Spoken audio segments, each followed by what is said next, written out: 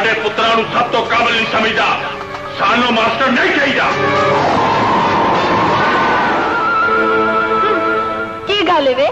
ए गली तेरे प्यो दी है जे मटक मटक के टुर रही है। ओए मेरे पिंड स्कूल खोलन दियां शर्तां की ने, ए मैं तो लिखवा देना।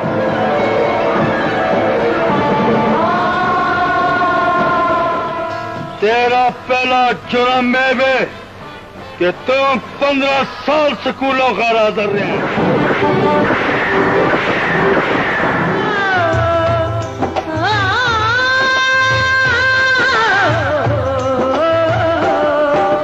थोड़ साल बाद जिंदगी का मुड़िया ते रात जवानी मिल गई।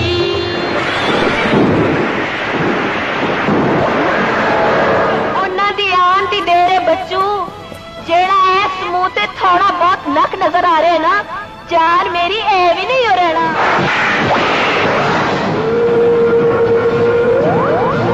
और की गल है केड़ी शह है जेड़ी तेनों टिकट नहीं देंदी?